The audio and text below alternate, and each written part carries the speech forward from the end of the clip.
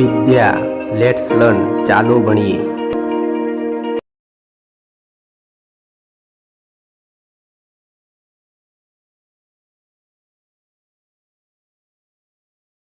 નમસ્કાર.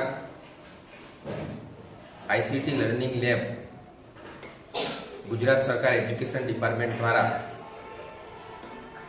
જે computer lab શાળામાં આપવામાં આવી છે એમાં અમારી નળાકોઈલા પ્રાથમિક શાળામાં પણ કોમ્પ્યુટર લેબ આપવામાં આવી છે.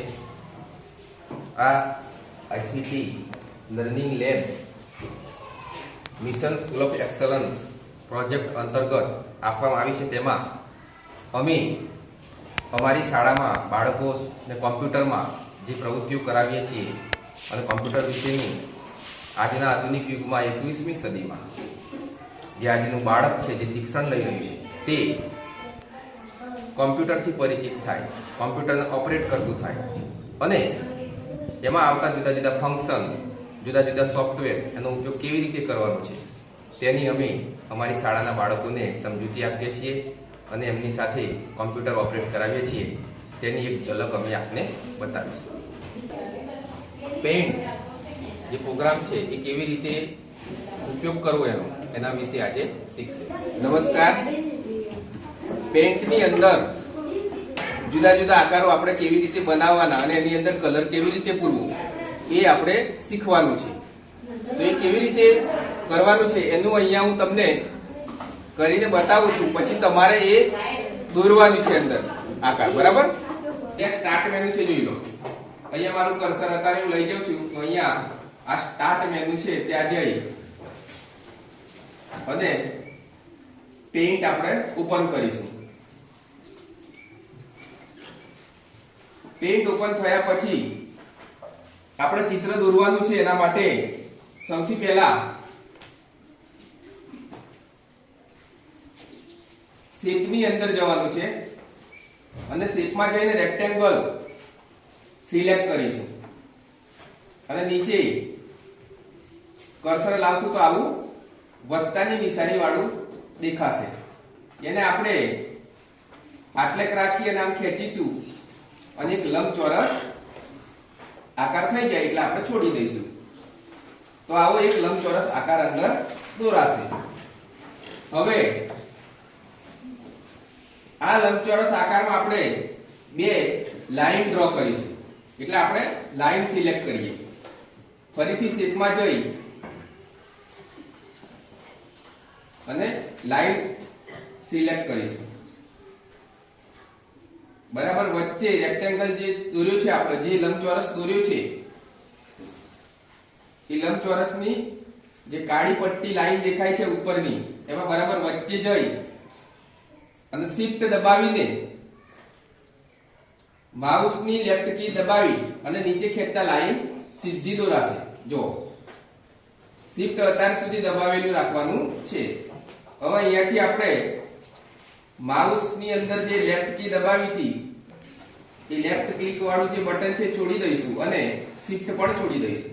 એટલે આવી લાઈન બની જશે. એ જ રીતે આપણે આડી લાઈન પણ દોરી કાઢીએ.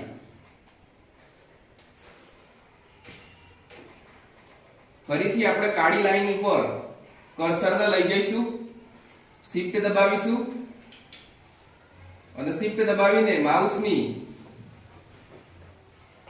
લેફ્ટ કી દબાવી અને પાછી લાઈન ખેંચીશું. ક્લિક છોડી દઈશું, શિફ્ટ છોડી દઈશું. એટલે આવો આકાર અંદર બનશે. હવે આ આકારની અંદર પાછા ફરીથી એક રેક્ટેંગલ સિલેક્ટ કરી અને વચ્ચે નાનો ચાર ખાના પણ એ રીતે બોક્સ બનાવીશું. ક્લિક છોડતા બોક્સ બની જશે.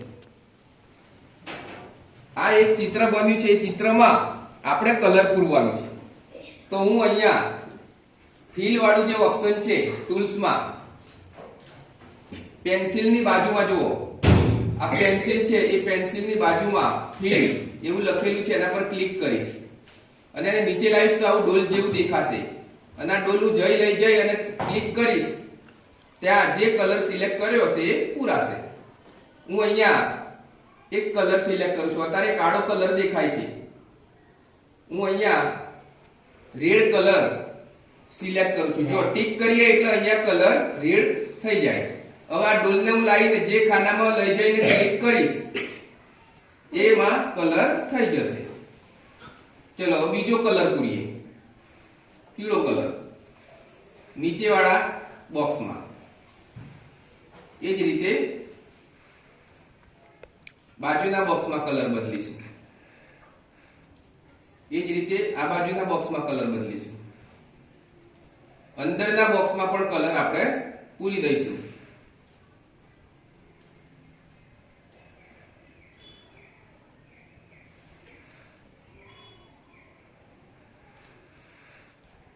તો આ રીતે આપણે પેઇન્ટની અંદર એક લંબચોરસ બનાવ્યો, એમાં બે લાઈન ખેંચી અને વચ્ચે પાછું એક બોક્સ બનાવી અને આ રીતે આપણે ચિત્ર દોરવાનું છે. એ ચિત્ર તમે દોરજો.